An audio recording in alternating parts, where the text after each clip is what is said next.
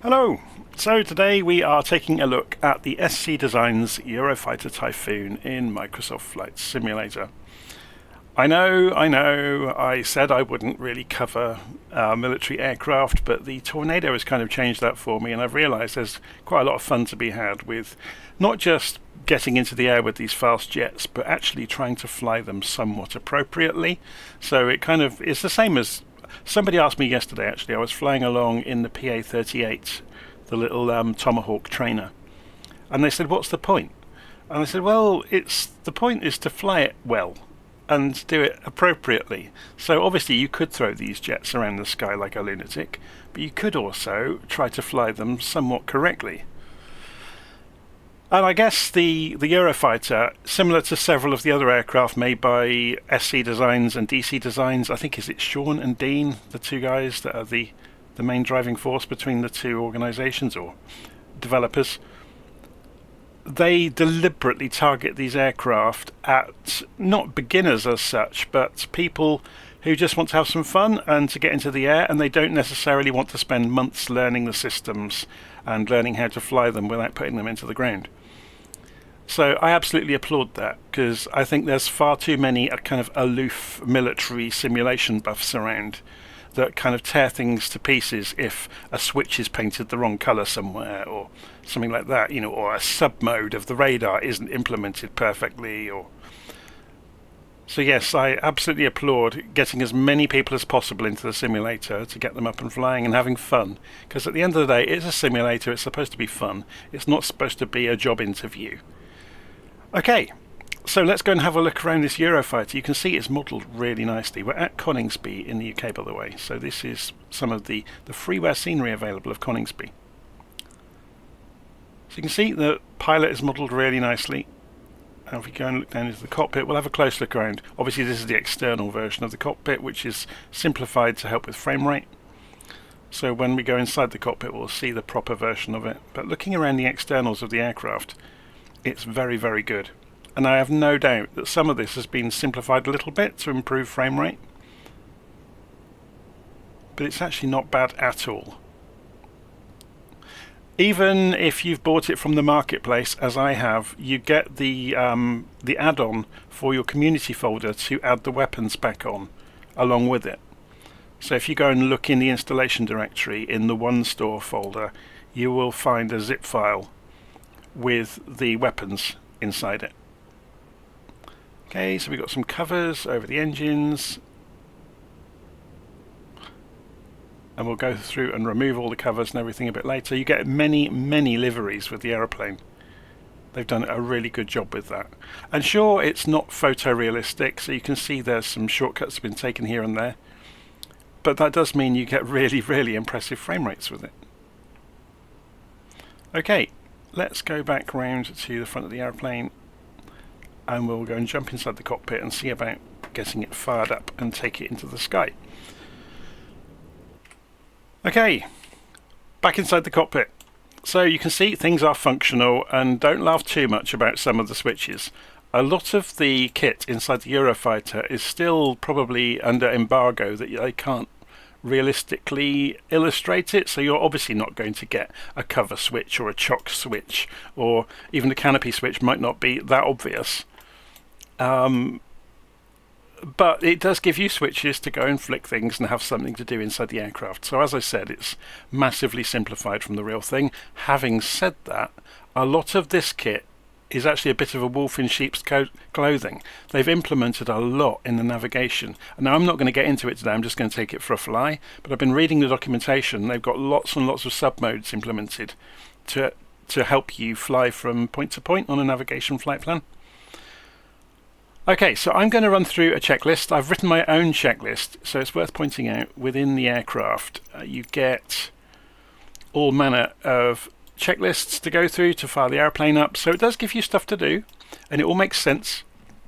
So we're going to run through. I've written up my own checklist with my own views, because there's odd little bits and pieces, like some of the switches are hidden underneath pieces of the fuselage, which makes it difficult to get to them from the default views. So I've made my own custom views. Okay, so to begin with, we're going to go to the left side, and we've already got the canopy open, so I did that on purpose so you could have a look around. That's all fine. So then we're going to come back here and we're going to turn the covers off. So if we go and look outside again now, you will see the covers have been removed from the airplane, and you can see inside the air inlet there, and the engines will be similarly uncovered. They're really nicely modelled actually. Okay, so then we go over to the right panel and we go and put the battery on, and we put the avionics on. We turn the anti-collision to white. Then we go to the fuel valves over on the other side of the cockpit. So, sorry, just correcting my view here. So left engine and right engine fuel valves go forwards. We go back to the right hand side of the cockpit. We put the generators to forwards. Now the ordering of some of this is a bit strange, but I think it's all fairly straightforward. So then we go for the APU switch, and it's right underneath the beam over here, and we wait for the APU to kick in and for the run light to illuminate.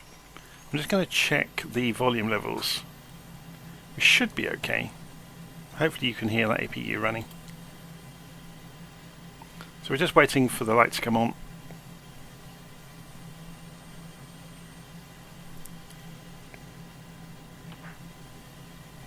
There we go. Okay, so now we're going to prepare for engine start. So back on the primary instrument panel, we'll put the engine instrumentation on the left MFD, and we'll put the hydraulics, just so you can see there's lots of things you can show around the cockpit. And then we'll go over to the left side and we'll open the fuel cock for the left engine and shut it. And then we'll go over to the right hand side and we'll start engine number 1. And then you'll be able to watch the numbers come up. So if I center us up, whoops, on this view.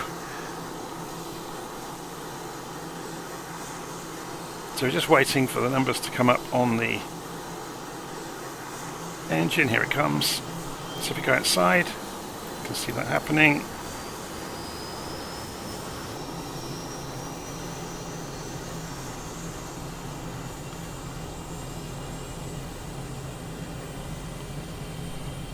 Okay, so once the engine has stabilized, we can go and start the right engine. So we go right hand side, we open the cocks on the right engine, and you can see the start switch goes off on its own, and we'll start the right engine. And again, exactly the same, you'll see the numbers coming up.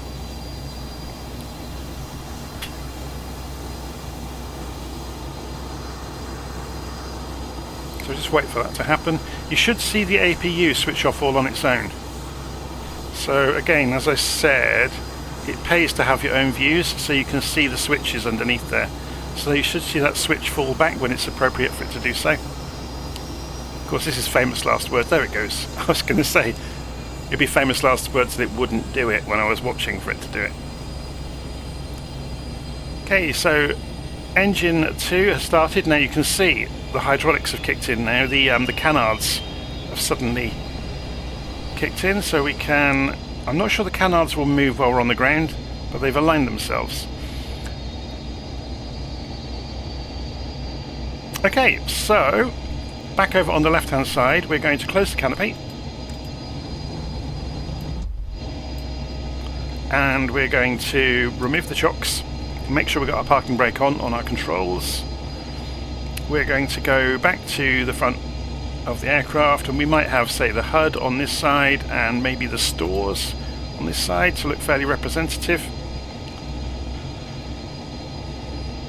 And we can go and taxi. So I'm going to send some of you up, and I'm going to turn on head tracking and rearrange my desk slightly to give myself a joystick to use. I don't think anybody ever realizes when you're recording a live stream how many wires you have and bits of hardware all over the place. Okay, so let's go and increase the throttles ever so gently, and we're moving.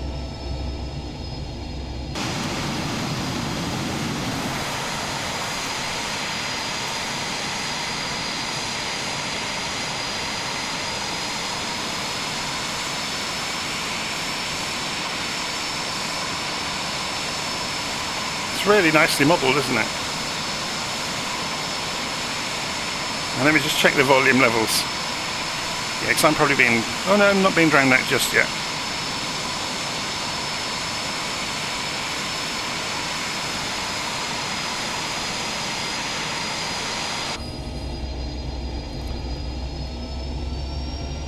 So as you can see, the Coningsby scenery has this Eurofighter Typhoon parked everywhere. So I think they have been allowed to borrow the 3D model in order to do that. So kudos to the developer for letting that happen, because it makes a huge difference to this scenery.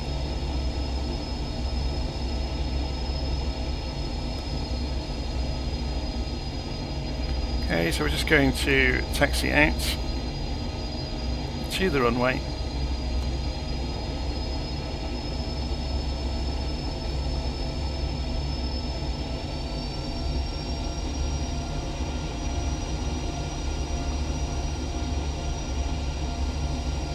So we're going to be taking off runway 07 at Coningsby.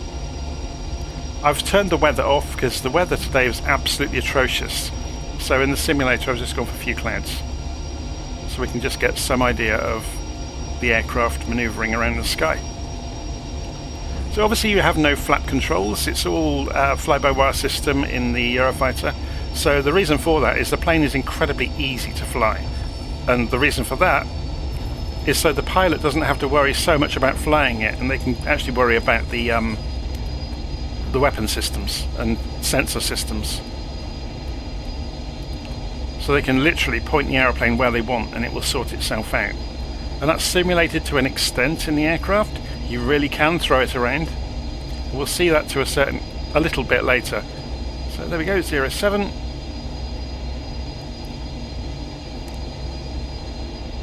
So we are at a nearly maximum weight. It's worth pointing that out. So if I go and look outside again to show you, we have got all the stores and all the missiles on. So we've got multiple AMRAAMs, multiple SRAMs, all of the fuel tanks. So we are heavy. So 75% on the throttle will get you 100% military thrust, and then pushing through will get you afterburners. So we'll go for 100% takeoff. We've got a nice long runway here. So 80 knots, 90, 100, 110, 120, start to rotate. And we're in the air. Look how smooth it is. So gear up.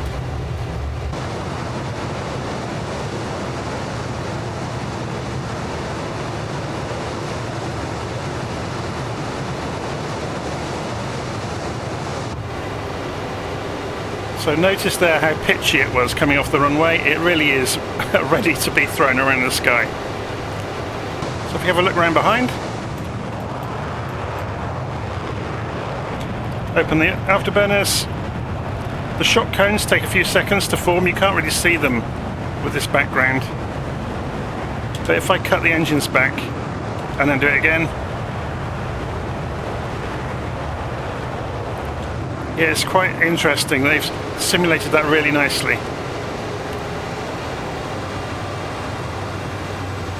Okay, let's roll over and turn through 180 degrees.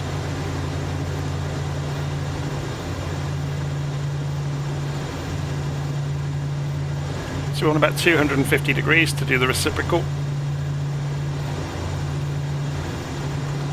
We'll fly back past the airfield.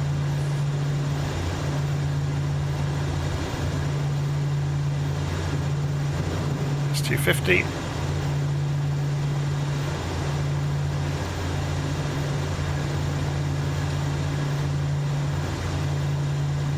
So trimming it is remarkably easy compared to things like the Tornado, obviously because it's fly-by-wire. It's quite a surprise how easy it is to fly and how stable it is. Okay, there's Coningsby.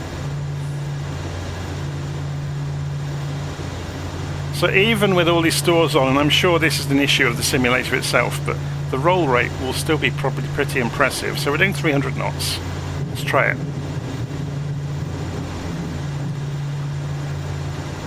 Yeah, it's very, very impressive.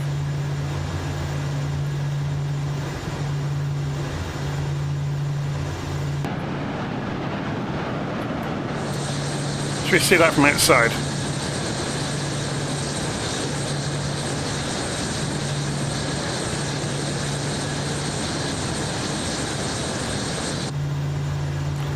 Just put our view slightly forward so we don't put our head in the seat. It's always a bit of a peril of head tracking, I'm afraid.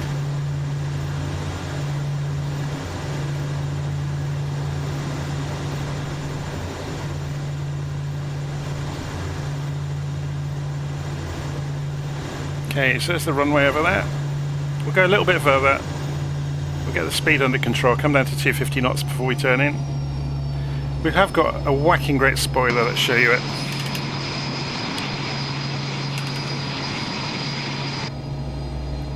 So you can see we lost 50 knots as quickly as that, just by extending it.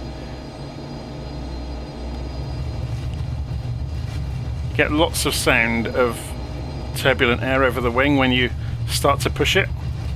Obviously we can see the canal starting to move. So yes, we're going to put the gear down. So you can see we're already down to 180 knots. So gear down. So the book says to come in about 140, 150 knots, and you're looking for about 130 for touchdown.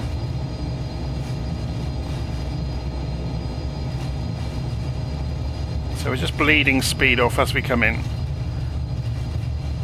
Remember, you don't have flaps, so you can obviously use the spoiler to slow yourself down if you are fast, but we can bleed this speed off on the way in. I've not actually landed it yet, so this is going to be interesting. So you've got two numbers there for the speed on the left side of the head-up display. You've got ground speed and indicated airspeed. Whether that's accurate, nobody knows.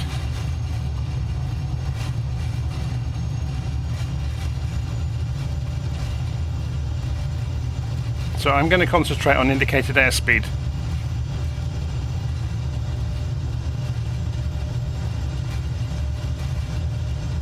Unfortunately, the head-up display is right in the way of the PAPI lights.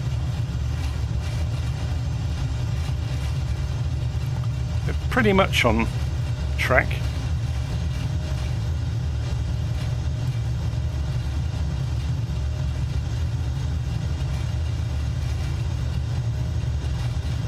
Airspeed low. Airspeed low. That was a nice bounce. Okay, let's open it up again then.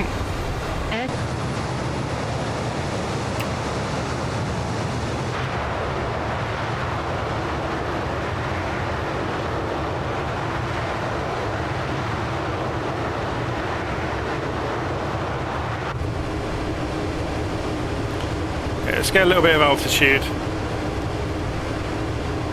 So we're coming up through 300 knots.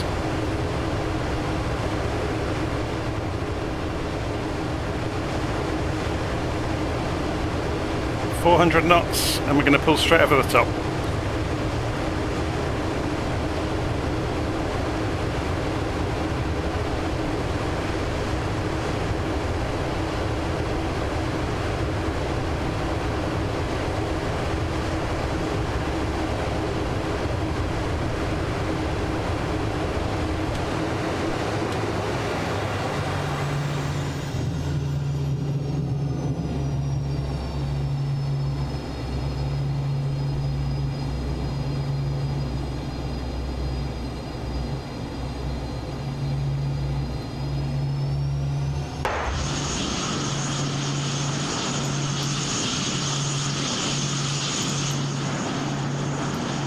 I really like this, and to be honest, I only really installed it originally so when I was playing around with the Tornado at conning speed, some of the other airplanes trundling around, there were a lot of Typhoons around, I wanted them to look correct. But having done that, I actually really like it. I thought I'd give it the benefit of the doubt and record this video to show people it that maybe hadn't even given it a second thought. And you're kind of missing out if you haven't given it a second thought.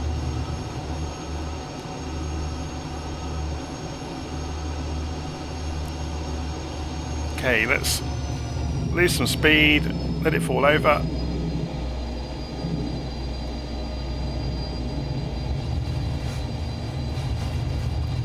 Landing gear.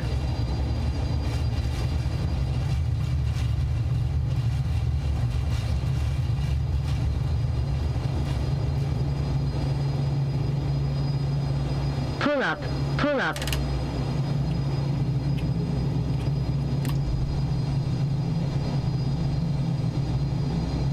So I've got the spoilers out. Look at the speed coming off, even in this descent.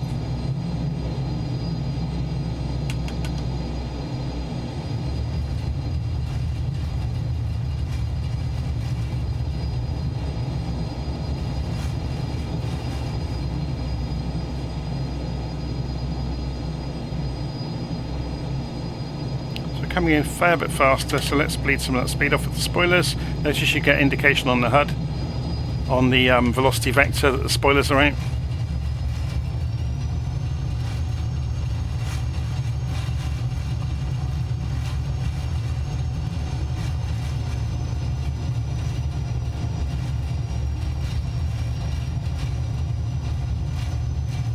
Airspeed low.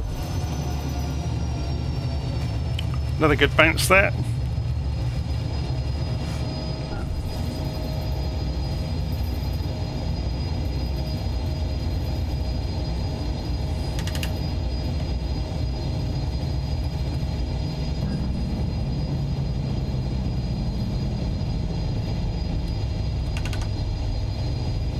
So obviously, yeah, lots to practice to do it smoothly, but that's the challenge, I think.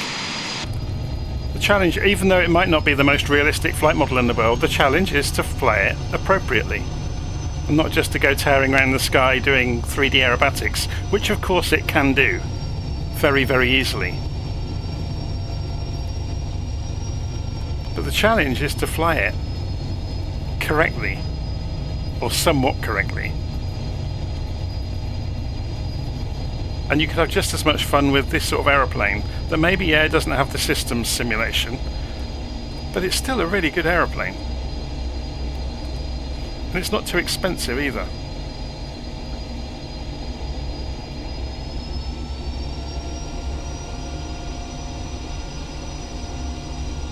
So if you're wondering why there are no multiplayer aircraft around today, I've turned multiplayer off.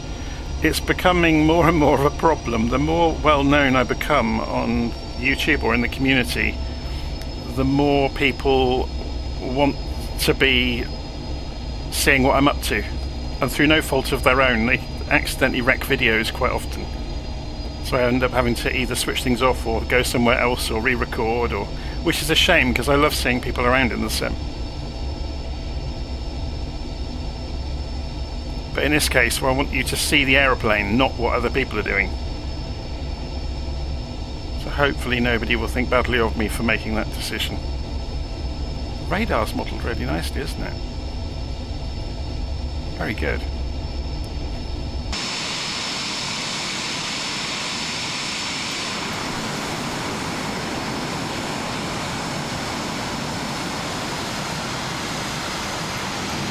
Just to give you some idea what will happen, because this is quite a busy place at Coningsby, if I press escape, go to general options and data and turn multiplayer back on, we'll see the airfield fill itself back up with aircraft. Now we've finished it, we don't really mind so much. You've had your look at the aeroplane. As I said, there's a ton of functionality in these displays and in all of these lights and the sub-modes of the MFDs and even the input panels. You can put longitudes and latitudes into your flight plan by hand. It's very, very good. Like I said earlier, it's a bit of a wolf in sheep's clothing. It's much better than you might imagine.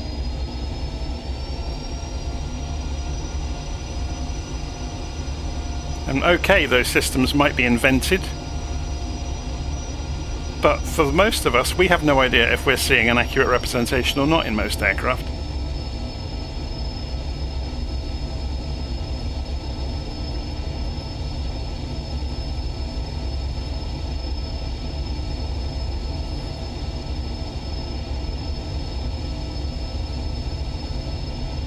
Let's go and park up.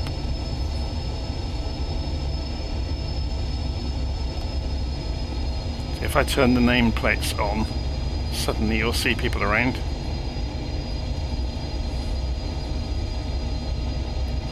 And the longer I'm here, the closer they'll get to me.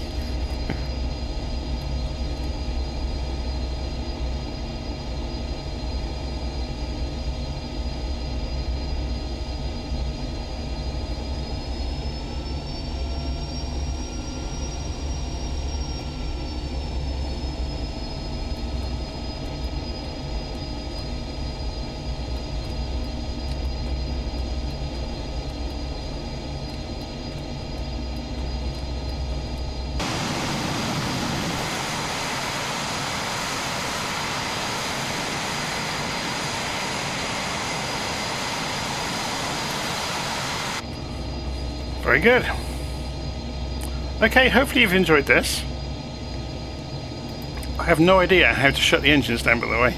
So that's something else for me to learn another day. I mean, obviously we can just cut the fuel, but I don't know how you get the engines into shut off. I wonder if we get all sorts of warnings pop up now that we're not generating electricity. Again, this is where you might find the differences between this and a... No, you're getting the warnings coming up. You're not getting an audible warning though. But yeah, it's still having a bit of a fit, saying the battery's draining far too quickly now. I have managed to flatten the battery while I was writing up the checklist. I was sat on battery for too long and it did go dead. So that is simulated.